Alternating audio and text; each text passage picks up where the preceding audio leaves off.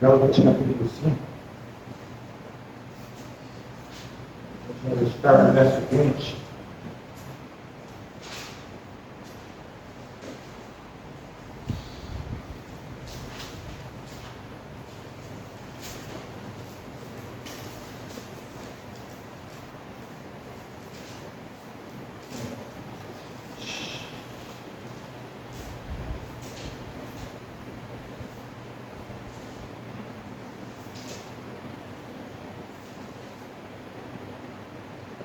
Então, é Tiago 4, né? Abram aí Tiago 4.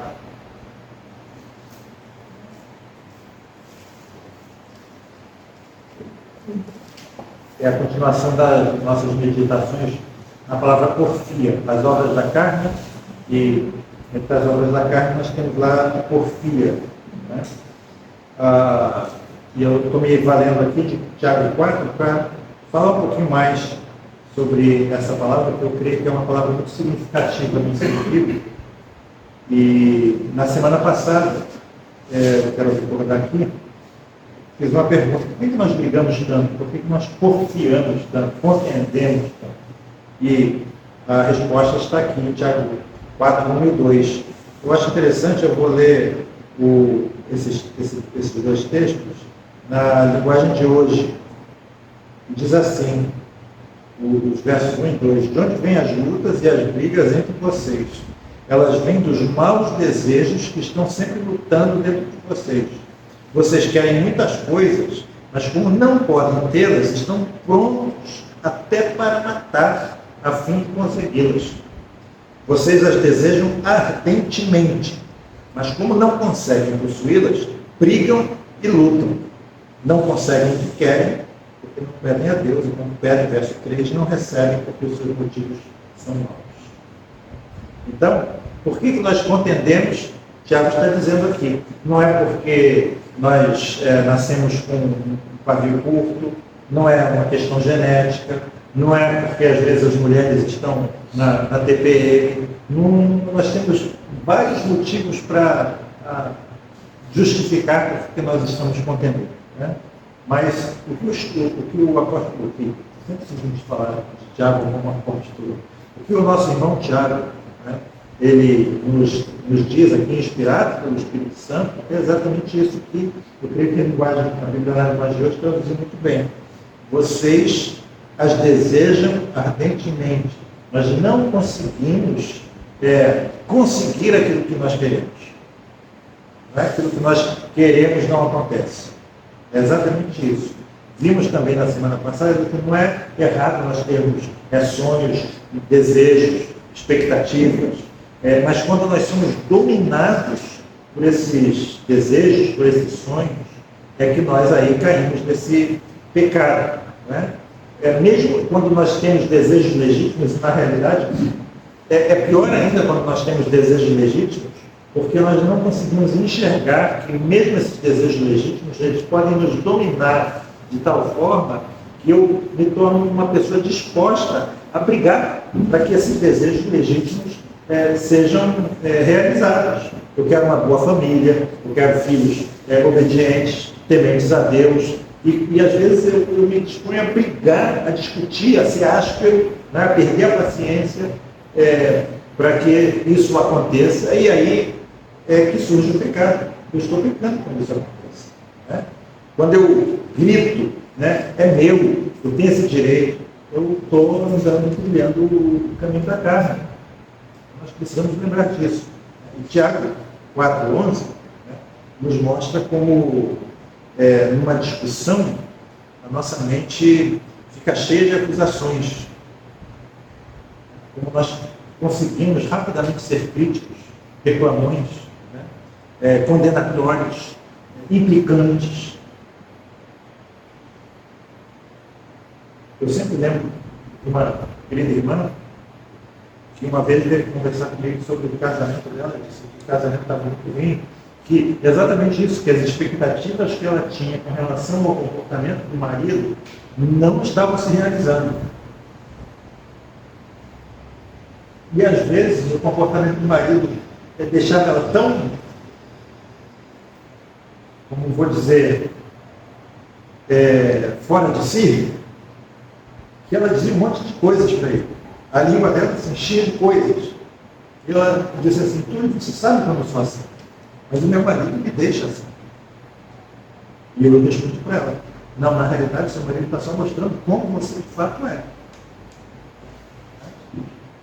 Então, quando a gente começa a compreender, nós conseguimos ver com muita clareza o comportamento errado da outra pessoa e como nós somos claros, né, em ver os nossos acertos. Mas Tiago, aqui no verso 12, repare, né, estou só lembrando da semana passada, ele nos adverte de que essa é uma, digamos assim, uma usurpação diabólica do papel de Deus como o único juiz. E nós vimos também, irmãos, que é um grande privilégio quando nós conseguimos ver o que nós realmente somos. É um grande privilégio quando nós conseguimos ver que, frequentemente, nós somos pessoas que acabam sendo dominadas pelos nossos desejos, mesmo que legítimos. Então, a Bíblia, ela quer mostrar a minha participação nessa briga, nessa contenda, né? Ela só ocorre por causa da minha participação. Como nós vimos na semana passada, quando o menino não quer, Deus não deu. E aí eu terminei fazendo uma pergunta: o que nós podemos fazer para não entrar nessa situação? Eu gostaria de ler hoje o texto dos versos 6 a 10 aqui de Tiago. Ele diz assim: antes ele, Deus, dá maior graça. Ou seja, a linguagem de Deus diz assim: porém a bondade de Deus é ainda mais forte. Portanto diz: Deus resiste aos soberbos, mas dá graça aos humildes. Sujeitai-vos, pois, a Deus, resisti ao diabo, e ele fugirá de vós. Chegai-vos a Deus, e ele se chegará a vós. Limpai as mãos, pecadores, e vós, de duplo ânimo, purificai os corações. Senti as vossas misérias, e lamentai, e chorai. Converta-se o vosso riso em pranto, e o vosso gozo em tristeza. Humilhai-vos perante o Senhor, e ele vos exaltará. Então aqui, irmãos, nós temos os passos que nós precisamos dar para não entrar numa discussão boba, tola, uma briga, uma contenda, uma porfia, né? Ou, se entrar, ter condição de sair logo. Para e pensa. Né? Então, o verso 6, repare: Deus resiste aos soberbos, mas dá graça aos humildes. Você realmente acredita nessas duas verdades que Tiago expõe aqui? Que Deus, ele resiste aos soberbos? Olha que soberbos nós temos aí na política, tudo quanto é parte. São soberbos. Mas ele também dá graça aos humildes. Então, se você crê naquilo que o apóstolo, naquilo que Tiago está dizendo aqui nesse versículo 6, então nós precisamos fazer duas coisas. Primeiro, aquilo que eu já disse aqui, nós precisamos nos render a Deus. A mensagem do Evangelho, em outras palavras, em termos, digamos assim, de faroeste, ou tipo de um filme policial, qual é? Saia com as mãos para cima, renda-se, admita que você é pecador, admita que você tem sido frequentemente governado pelos seus desejos, mesmo legítimos. Admita isso aqui, que você está pronto até para matar a fim de conseguir. Você deseja ardentemente, mas quando não consegue aquilo que você quer, você briga e luta. Segundo lugar, essa é uma grande dificuldade nossa. Eu sempre costumo dizer que uma das coisas mais difíceis que nós temos a fazer frequentemente é não fazer nada. Já pararam para pensar nisso? Uma das coisas mais difíceis na nossa vida é quando a gente precisa não fazer nada. Ou não falar nada. Não retrucar. Então, deixe que Deus trate do outro. Uma coisa que eu falei para essa minha irmã é: você não é o Espírito Santo. E quanto mais você falar, mais frustrado você vai ficar. Conhece aquela história do sol e do vento? Tinha um homem andando com um casaco, né? E o sol e o vento disputaram para ver quem ia tirar o casaco dele. Fazer ele tirar o casaco, conhece? E o vento disse, eu começo primeiro. Começou a ventar. E quanto mais ele ventava, mais ele, né, se agasalhava, mais o casaco ficava.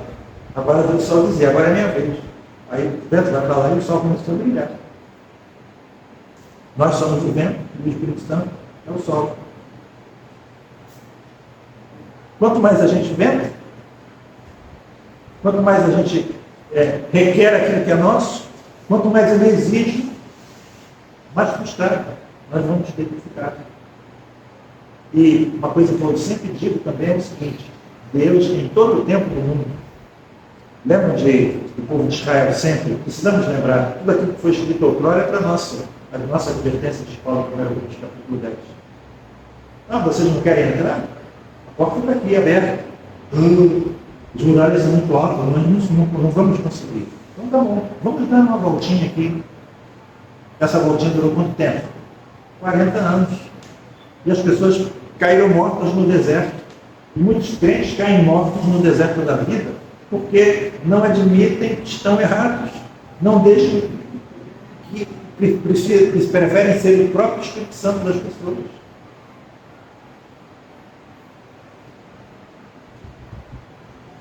Nós podemos ser instrumentos do Espírito Santo. Mas nós só podemos ser instrumentos, ou digamos, canais do Espírito Santo, se nós estivermos desentupidos. Você entendeu o que eu quero dizer aqui? Mas por que sou eu que tenho que recuar? Por que sou eu que tenho que parar de falar? Por que eu não posso responder se aquilo que eu quero não é errado? Se eu estou certo? Então,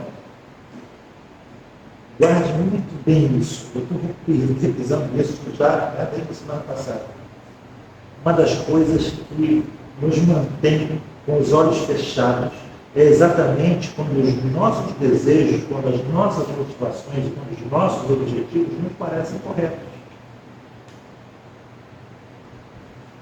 Mas se o Espírito Santo realmente sondar você, como nós às vezes pedimos, usando o Salmo da vida, o salmista da vida, sonda, meu Deus, vê se é em mim caminho mal, então o mal vai ser revelado. O problema não é só o objeto do desejo, como eu já quero usar sempre, mas a intensidade do desejo.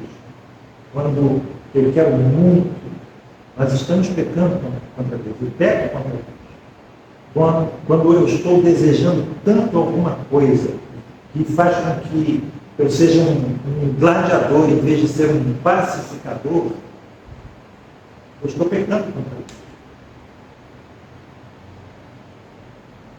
Numa contenda, uma briga, uma porfia, existem pecados visíveis e pecados invisíveis. Os pecados visíveis podem ser irritação, impaciência, sarcasmo, ironia, crítica mordaz, falar ao invés de calar, palavras sujas. Cada vez eu vejo isso com mais frequência na boca de crentes, infelizmente. Ou então, autopiedade, murmuração, amargura, choramingo, birra. Adulto também faz birra. Então nós podemos chamar esses aqui de pecados visíveis e orientais, e horizontais. Quando nós brigamos uns contra os outros. Mas existem, irmãos, por trás desses pecados visíveis, existe um pecado ainda mais terrível, muito mais grave do que todos esses pecados. E muitas vezes, de modo muito perigoso, nós resvalamos nesse pecado. E aqui a gente precisa ver com muita clareza aquilo que a Bíblia está me dizendo para vocês. Verso 4 de Tiago. Adúlteros e adúlteras. O que quer dizer com isso? Ele está dizendo exatamente isso. Quando eu desejo coisas de forma muito intensa, quando eu quero respeito, quando eu quero descanso, quando eu quero segurança, quando eu desejo intimidade. Você pode pensar aqui naquilo que você mais deseja. Quando eu quero tudo isso, será que eu não estou querendo isso tudo mais do que eu quero Deus? Mais do que eu desejo a Deus? Qual o primeiro mandamento? O objetivo máximo do homem, o principal deles, o maior de todos, segundo a primeira pergunta do Catecismo Maior. Qual o fim principal da nossa vida, do homem? É o quê? Glorificar a Deus e gozá-lo para sempre. Exatamente. Então, quando alguma coisa se interpõe esse objetivo para o qual Deus me criou, ele me chama isso de adúltero. Então, nós precisamos perceber a real dimensão do pecado. Nós precisamos entender que aquilo que o autor de Hebreus nos diz em capítulo 12, que o pecado ele nos assedia de forma tenaz. Ele gruda em você. E frequentemente nós não percebemos. É igual quando você está andando na rua depois de uma chuva, quando você vê, quando está com a calça clara, você olha para trás aqui, está tudo cheio de respingo. A gente às vezes fica respingado com o pecado e não percebemos. Nossa ira, aquele silêncio de menosprezo, o gelo que às vezes a gente dá, a nossa tendência de dar um sentido negativo a tudo aquilo que a pessoa com a qual a gente está de mal faz, e um sentido positivo em tudo aquilo que a gente faz, né? É bom, realmente. Talvez aquilo que a gente às vezes faz de criticar amargamente outra pessoa, ou ficar choramingando, né? As pequenas explosões de choro, ou aquelas explosões chamadas de desequilíbrio emocional, as ameaças. Então, reparem que todas essas coisas são expressões ou manifestações de uma obstinada recusa em se submeter ao senhorio de Cristo. É uma manifestação, irmãos, desse orgulho diabólico contra Deus. Elas são, digamos assim, uma representação de uma impaciência que exige aquilo que a gente quer. Por quê, irmãos? Porque eu estou no trono. Eu quero ter o controle. E se eu fosse Deus, aí daquele está me afrontando, está me atrapalhando, está me impedindo de atingir o meu objetivo.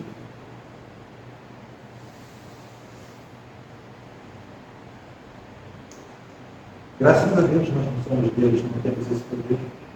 Graças a Deus.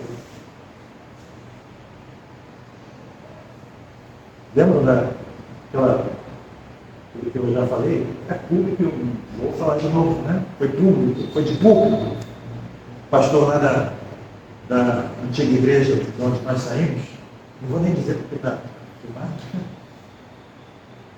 pregando sobre a ressurreição do Lázaro. Jesus chega e Marta vai ao encontro de Jesus e diz: Senhor, se tu estivesse aqui, meu irmão não teria morrido. E o que ele responde? Marta, eu sou a ressurreição e a vida. Aquele que crê em mim, ainda que morra, viverá. E ele, perguntando para os irmãos assentados no banco: vocês acham que Jesus respondeu essa pergunta para Marta? É claro que não. E ele tem soco no púlpito: Marta, Marta, eu sou a ressurreição e a vida. Aquele que crê em mim, ainda que morra, viverá. O que ele estava fazendo? Transpondo para o nosso Senhor o caráter dele. E aí nós podemos dizer, graças a Deus, Jesus não é como eu. Eu não estou dizendo que nós somos diferentes dele, porque frequentemente nós fazemos a mesma coisa. E nós fazemos, às vezes, quando nós nos relacionamos uns com os outros. Então, repare, irmãos, aqui a solução para isso. Se você realmente quer resolver esse problema, não com uma trégua temporária ou uma paz erigida sobre alicerces mal construídos, como a gente está vendo aí agora com a guerra da Ucrânia, né? Mas realmente uma paz perfeita, duradoura. O que o nosso irmão Tiago nos diz aqui, inspirado pelo Espírito Santo, é que eu preciso, de fato, entrar na presença de Deus. Veja aí o verso 7. Sujeitai-vos. Em outra palavra, submeta-se. Renda-se, como eu disse, a Deus. Sujeite-se a Deus. Renda-se a Deus. Submeta-se a Deus. Esse é um ponto. E o outro ponto, ele diz, resista ao diabo. Nós acabamos de orar, de cantar aqui a oração, vencendo o ardil e a tentação. Ardil é o quê? Armadilha, arapuca. A gente às vezes cai em arapuca, ou frequentemente cai nessas armadilhas. Por quê? Porque nós fazemos exatamente o contrário. Nós resistimos ao Espírito Santo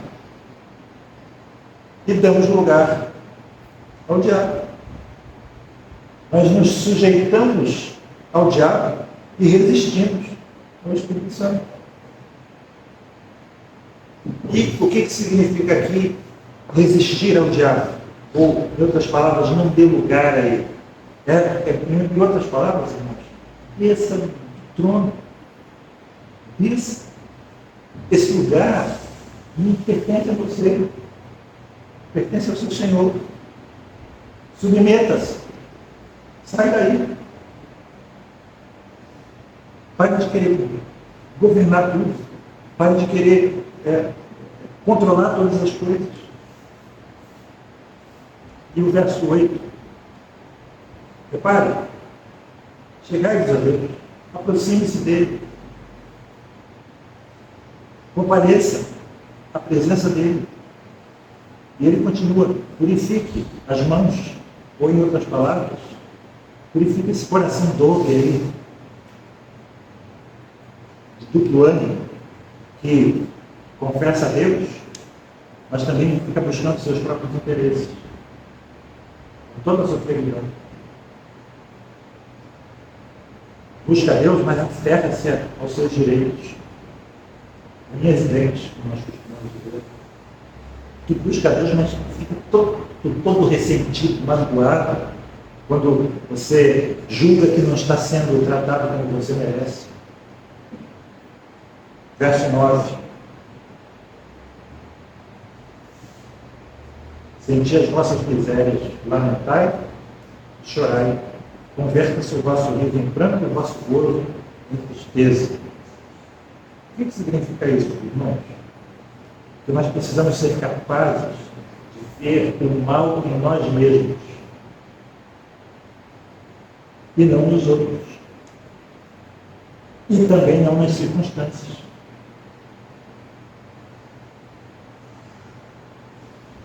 Quero só recordar mais uma vez, conexão com tudo isso que nós acabamos de ver aqui, aquelas palavras de Jesus em Mateus capítulo 10, versos 38 e 39, que diz assim: quem não toma a sua cruz e não segue após mim, não é digno de mim.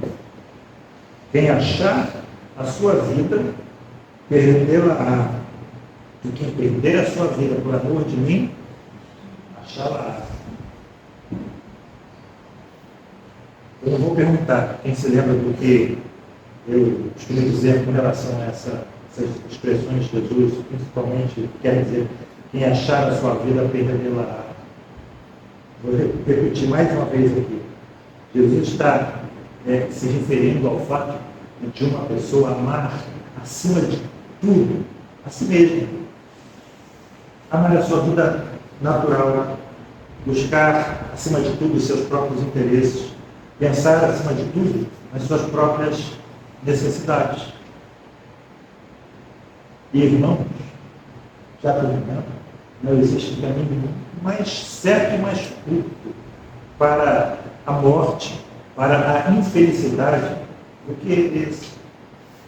A gente pode olhar em volta e ver quem são as pessoas mais infelizes e miseráveis, mais impacientes, mais murmuradoras, mais irritadas e irritadíssimas. E, por outro lado, você pode ver as pessoas mais satisfeitas, mais calmas. Aquelas, como a gente costuma às vezes dizer, né? Que a gente gostaria de ter sempre ao nosso lado, aquelas que quando saem da nossa casa, a gente diz que pena que já foi embora. E por outro lado, aquelas outras dizem, graças a Deus, que foi embora. O que ambos buscam? Quais são os interesses dessas dois tipos de pessoas? Qual é o tema das conversas delas? E, acima de tudo, em qual dos grupos você está? Dizem de você que pena que foi embora? Ou dizem de você, graças a Deus, já foi embora? Submeta-se ao Senhor. Vá à presença dele. Reconheça seus próprios pecados. E lembre-se que Deus resiste aos soberbos, mas dá graça a Deus. Deus os abençoe. Pai Celeste, existem coisas tão solenes e importantes, Senhor. Coisas que precisamos atentar na tua santa e bendita palavra, Senhor. E que o Senhor possa nos alertar que enquanto estivermos nesta vida, haverá, Senhor Deus, em nós esses miseráveis, fedorentos, podres, fiados da nossa velha natureza, Senhor Deus, sempre tentando aflorar. Que o Senhor possa nos dar olhos para ver. Quando esse esgoto que nós abrigamos ainda no nosso coração tem que vir à tona, Senhor. Que o Senhor nos lembre que os teus olhos passam por toda a terra para mostrar que ser forte, para que aqueles cujo coração pertence inteiramente ao Senhor. Portanto, Senhor Deus, tira de nós esse olho mau, tira de nós esse coração duro, Senhor Deus, que olha para Ti e ao mesmo tempo olha para nós mesmos, Senhor Deus. Tira, Senhor Deus, de nós essa instabilidade, Senhor Deus, em que ora nos colocamos no trono, ora colocamos ao Senhor no trono, Senhor Deus. Tira de nós, Senhor Deus, esse cochear entre duas direções, entre dois pensamentos. O Senhor é Deus, temos a capacidade de servi-lo, Deus, inteiramente, ligando-nos dia a dia a nós mesmos, tomando a nossa cruz e de servir. Se grão do trigo permanecer, fica ele só. Sendo lançado na terra, porque ele de fato vai produzir frutos. Que nós possamos produzir esse fruto do Espírito Santo em nós, não as obras da carne, não as obras da nossa própria natureza decaída, mas o fruto, Senhor Deus, daquele ser que vive em nós e que, de fato, Senhor Deus, nos conduz de glória a glória, Senhor Deus, na transformação do nosso ser velho comum, um ser novo, divinamente criado, Senhor Deus, segundo a tua imagem e semelhança, segundo a imagem e semelhança do nosso Salvador Jesus Cristo. E é em nome dele, para a glória dele, Senhor Deus, que nós desejamos todas essas coisas e te pedimos todas essas coisas. Em nome do Senhor Jesus. Amém. Amém. Glória seja ao Pai, ao Filho e ao Santo Espírito, como princípio, e hoje para sempre, eternamente. Amém. Amém. Amém, irmãos.